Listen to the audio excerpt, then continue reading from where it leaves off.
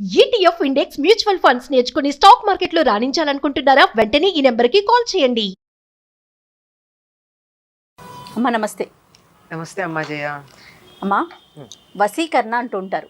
వశీకరణ చేశారని, మందు పెట్టారని, లేకుంటే బ్యాడ్ హ్యాబిట్స్ నుంచి, చెడు అలవాట్ల నుంచి తప్పించడానికి రకరకాల మందులు పెట్టారని, దానివల్ల వీళ్ళు మాట వింటారని, ఇలాంటివి వింటూ ఉంటాం కదా. అసలు నిజంగా వశీకరణ అనేది ఉందంటారా?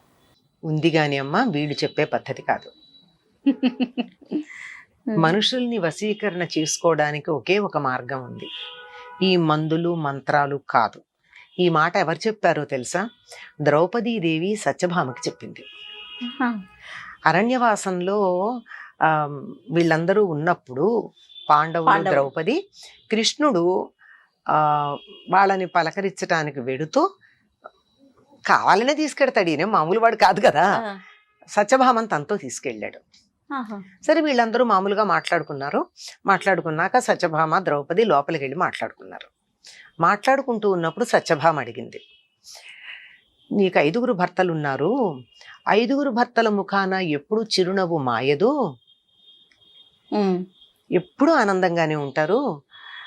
మరి నాకేమో ఈ ఒక్క భర్తనే నేను ఆనందంగా, అది కూడా బై షేరింగ్, నేను ఆనందంగా ఉంచడానికి నేను చాలా ఇబ్బంది పడుతున్నాను, కష్టపడుతున్నాను. అసలు నువ్వు ఈ భర్తలని వశపరుచుకోవడానికి ఏం చేసావు? మందు పెట్టావా, మంత్రం వాడావా అని అడిగింది. ఇంత స్పష్టంగా అడిగింది ఆవిడ. అడిగితే ద్రౌపదికి ఇచ్చని కోపం వచ్చింది. కోపం వచ్చి, జగన్నాథుడి భార్య మాట్లాడాల్సిన మాటలా ఇవి అంది.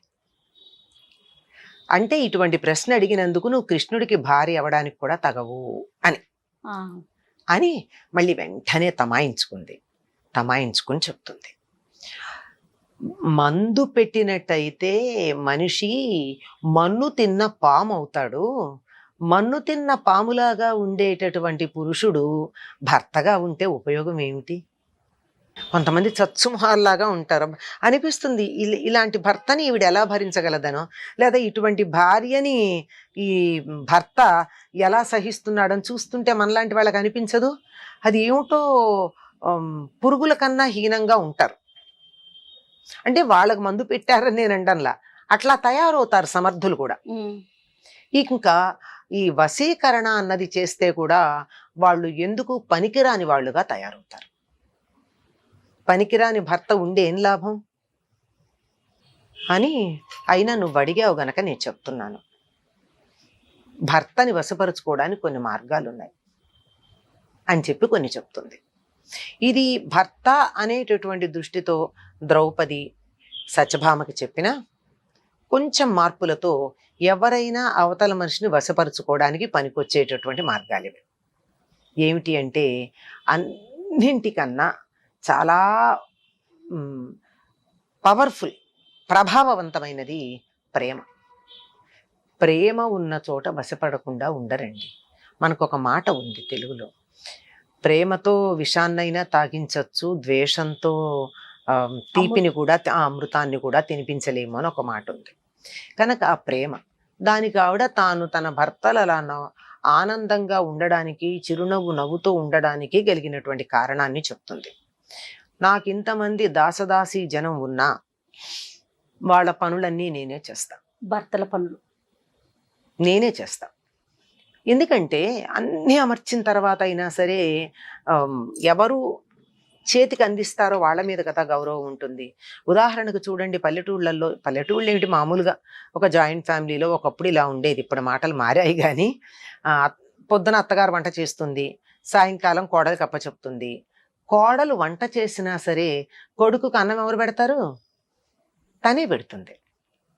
ఇదే పని మనుషులు కూరలు తరిగిస్తారు, ఇంకోళ్ళు ఏదో చేస్తారు.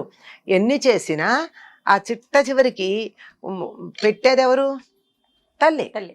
అంటే ఎందుకు పెడుతుందిట అంటే, అన్నం పెట్టేటప్పుడు చెప్పిన మాటలే లోపలికి ఎడతాయిట. A man's way to heart is through stomach అని మనకు ఓ మాట ఉంది ఆంగ్లంలో. విన్నారేమో మీరు. అందువల్ల అన్నం పెట్టేటప్పుడు చెప్పిందే బుర్రకెక్కుతుంది. పిల్లలకు కూడా అన్నం పెడుతూనే కథలు చెప్తారు, అవే మనసులో పడతాయి. కనుక ఆ విధంగా ఫైనల్ గా ఎవరు చేస్తారో అది కనపడుతోంది తప్ప వెనకాల అందించిన వాళ్ళు, తోడ్పడ్డ వాళ్ళు, సహాయం చేసిన వాళ్ళు వీళ్ళందరిది కాదు కదా. కనుక ఎంతమంది ఉండని వాళ్ళు బయట నుండి ఇంటికి వచ్చేటప్పటికి నేను చిరునవ్వుతో ఎదురు వెళ్ళి కాళ్ళు కడుక్కునేందుకు నీళ్ళిచ్చి వాళ్ళని కూర్చోబెట్టి నేను చేస్తాను. ఎంతమంది ఉన్నా వారికి భోజనం నేనే పెడతాను. ఎప్పుడూ విసుక్కోను, ఎప్పుడూ కోపం ప్రదర్శించను. ఇంటి పనులన్నిటి మీద పెత్తనం నేనే చేస్తాను. వాటి యొక్క బరువు వాళ్ళకి తగలనియ్యను. తరువాత దాసదాసీ జనాలకి జీతభత్యాలిచ్చే పని నేనే చూసుకుంటాను. గో సంపద మొదలైనటువంటి వాటి వ్యవహారాలన్నీ నేనే చూస్తాను. ఆర్థికమైనటువంటి లెక్కలన్నీ నేనే చూసి పెడతాను వాళ్ళకి కష్టం లేకుండా. అంటే వీళ్ళు బయట పనులు చేసుకొస్తున్నారు కదా, ఈవెన్ తన ఇంట్లో ఉండి చేయగలిగింది. ఇప్పుడు చూడండి, సమంగా పనిచేసేటప్పుడు తాను కూడా బయటికి వెళ్ళేదానికన్నా ఇవన్నీ చేసి సహకరిస్తే ఎవరిది ఎక్కువ కాంట్రిబ్యూషన్ ఉంది ఇందులో? భార్యదే కదా. భార్యదే ఉంది. ఇవన్నీ చేస్తాను. అయిన తర్వాత వాళ్ళకి దాసీలాగా సేవ చేస్తా. అన్నం పెట్టేటప్పుడు కన్నా తల్లి పెట్టినట్టుగా పెడతా. సలహాలు అవి మంత్రిలాగా ఇస్తా. వారికి ఏదన్నా చికాకు కలిగితే ఓర్పుగా దాన్ని భూదేవిలాగా భరిస్తా. ఇక రాత్రికి రంభలాగా వారికి కావలసినటువంటి ఆనందాన్ని కలిగిస్తా. ఎప్పుడూ కూడా ఇతరుల గురించి గొప్పలు వాళ్ళ దగ్గర చెప్పను. వాళ్ళని తక్కువ చేసి మాట్లాడను. మరి వాళ్ళ ముఖాన చిరునవ్వు ఉంది అంటే వారి వల్ల నాకు ఆనందం కలుగుతోంది అంటే కలగదా అని ఇంకా కొన్ని విషయాలు కూడా చెప్తుందనుకోండి. అది సత్యభామ చేసే పనుల్లో ఏవి దోషాలో కూడా చెప్తుంది. అవి కూడా చెప్తుంది. సత్యభామ ఎప్పుడు అలగటం, కోపం తెచ్చుకోవటం, నువ్వు వాళ్ళింటి ఎక్కువసేపు ఉన్నావు, వీళ్ళింటి ఎక్కువసేపు ఉన్నావు లాంటి మాటలు మాట్లాడడం, ఇవన్నీ చేస్తుంది. మరి ద్రౌపదికి మాట్లాడే అవకాశం లేదు అనుకోవడానికి వీల్లేదు. ఎందుకంటే పాండవులకి ద్రౌపది కాక 5గురికి వేరే భార్యలు ఉన్నారు కదా. మరి మనకి తెలుసు అందరికీను, అర్జునుడికి సుభద్ర ఉంది, హిడింబ ఉంది, భీముడికి అని తెలుసు. మిగిలిన వాళ్ళకు కూడా ఉన్నారు. ఈయన ధర్మరాజు భార్య పేరు దేవిక. ఇలా ఉన్నారు అందరూను. అంచేత వాళ్ళతో నువ్వు ఎక్కువ సమయం గడిపావు అనేటటువంటి అసూయతో కూడినటువంటి మాటలు మాట్లాడను. ఇట్లాంటివన్నీ చాలా విషయాలు చెప్తుంది. వశీకరణకి దీన్ని మించి మరో మార్గం లేదండి. ఇది భార్యాభర్తల విషయం అనుకుంటున్నారేమో, ఇది పిల్లల విషయంలో కూడా తల్లి కానీ తండ్రి కానీ వాళ్ళని ప్రేమతో వశం చేసుకున్నట్టుగా దండించి నియమ నిబంధనలు చెప్పి చేసుకోలేం. మనకి ఇంగ్లీష్లో ఒక మాట ఉంది, మనం తెలుగు వాళ్ళని చెయ్యమనుకోండి భారతదేశంలో, వాళ్ళు చెప్పేది బాధపడుతూ ఉండి దిగులుగా ఉండే పిల్లలకి మెడిసిన్ ఏమిటిట అంటే 10 hugs and 100 kisses అంటారు వాళ్ళు. మీరు విన్నారేమో. అంటే ఓ 100 ముద్దులు పెట్టుకుని ఓ 10 సార్లు కౌగిలించుకోండి అని. అంటే మనకు ఆ రెండు కూడా కొంచెం మనం దూరంగానే ఉంటాం భారతీయులం. ప్రేమగా దగ్గరికి తీసుకోవడం అయితే ఉంటుంది, టచ్ అంతే, అంతవరకు. ఆ రకంగా ప్రేమగా మాట్లాడడంతో మారినట్టుగా మిగిలిన వాటికి మారండి. మందులు మాకులు లేవు. మందులు మాకులు ఉంటే ఉండొచ్చు. ఇప్పుడు మనకి సైకలాజికల్ ఏమంటారు, కౌన్సిలింగ్ కి వాటికి వెడితే ఒక స్థాయి దాటాక మందులు వేసుకోమని చెప్తున్నారు కదా. వేసుకున్న వాళ్ళు ఎలా ఉంటున్నారో మనం చూడటం లేదా? ఎంత డల్ గా ఉంటారు. అది వేసుకున్న కాసేపు చికాకు లేకుండా ఉంటారు.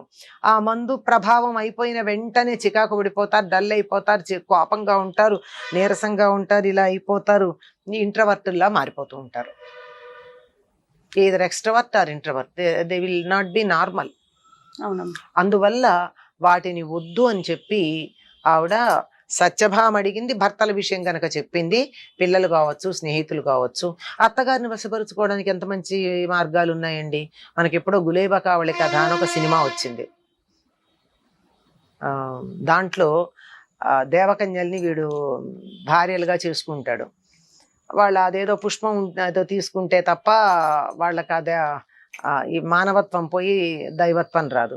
అది అత్తగారి అధీనంలో ఉంటుంది.